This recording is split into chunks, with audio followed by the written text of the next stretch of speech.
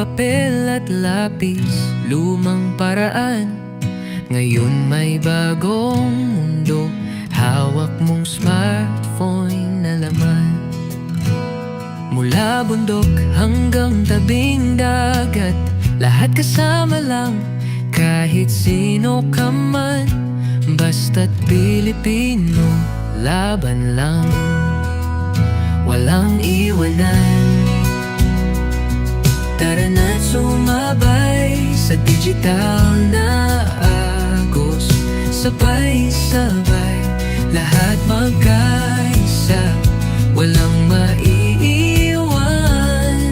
Isang bayan naghahangad ng makulay na daan. Simpleng magsasaka, may QR code na Ako po si hawak. Lina Magupaday, taga-Daet. Isa po akong farmer. Marami po akong natutunan sa aming training ngayong linggong ito. Katulad po ng sa digital farming, katulad po ng binhing palay, idamuhan, social media, marketing planning, speed tech, mowet. Maipapamahagi ko po ito sa aking mga kasamahan ng mga farmer sa aming barangay. Pag meeting namin or halimbawa po, pumunta po ako sa lugar nila, sa pakikipagkwentuhan ko po, pwede po akong makapag-share ng aking mga natutunan. Gamitin natin yung mga makabagong teknolohiya. Maraming salamat din po sa mga ibinibigay pong oportunidad sa mga magsasaka. Ako po si Mr. Domingo, membro ng Burabod Farmers Association. Dito po sa seminar ng ATI, ang mga natutunan ko po ay tungkol sa paggamit ng mga applications na sa farming. So sa ngayon pong panahon na we are now in the digital technology era, we are now applying the technology into farming. Malaking bagay po na ang mga magsasaka sa ngayong panahon ay gumagamit na ng mga teknolohiya upang mas mapagaan ang kanilang trabaho at syempre mas lalong gumanda ang ani sa palayan. Malaking tulong sa mga magsasaka na na-informed, and aside from the information, yung technology nandito na eh. All we have to do is to grasp, understand, and how to use the technology.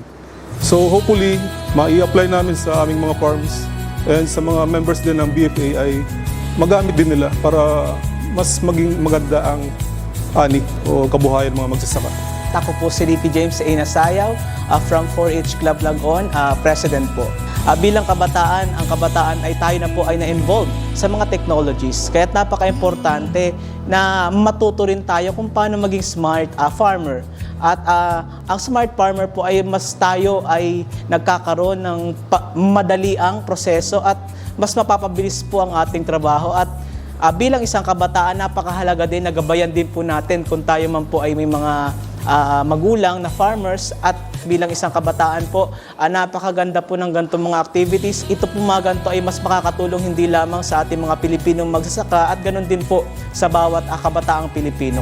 Ako po si Engineer Marjorie E. Madera, Agricultural Technologist po ng Local Government Unit of Daet under the Municipal Agriculture Office. Gusto po magpasalamat kasi po for choosing the FITS Daet as the recipient of the DFP Farm Tech Package. Malaki po siyang tulong for us to deliver our services in most efficient and advanced way na po ngayon. So ngayon po as a trainer, I'm so excited to impart all the knowledge and skills na na-acquire ko po dito sa training na ito para po matulungan ko yung mga farmers po na dito sa Daet. And for using also the social media po para ma-promote nila yung kanilang mga produkto. Ang lokal na pamahalaan ng Daet ay nagpapasalamat sa Agricultural Training Institute ng Region 5 sa pagbibigay ng pagkakataon na mabigyan ng technology package ang aming maliit na bayan dito sa bayan ng Daet. Napakalaking bagay nito para sa ating mga negosyanteng magsasaka at bayang isda na mabigyan ng pagkakataon na makapaggamit nitong mga gadgets, yung mga mobile phones, yung mga bagong projectors and speakers na mga gamit nila during trainings, on-site trainings. At the same time, hands-on nila na makikita kung paano gumana ang mga applications ito na nandun sa loob ng package. Sana ay hindi matapos ang suporta ng ATI sa aming lokal na pamahalaan para unti-unti naming maiangat yung antas ng aming mga negosyanteng magsaka at mangingisda sa bayan ng Dagat. Signal na ngayon'y abot, Pinoy glamorosa, teksabi sa bawat sulok. Walang iwanan, tara na't sumabay sa digital na kurs. Sabay-sabay, lahat magkaisa, walang maiiwan. Isang bayan naghahangad ng makulay na daan.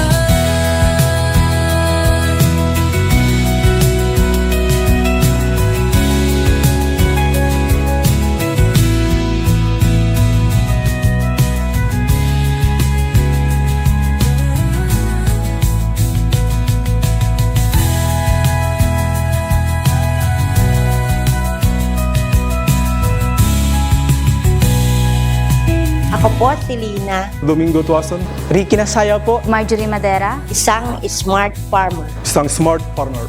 isang smart youth influencer. isang smart DFP trainer. Let's go digital life! Woo!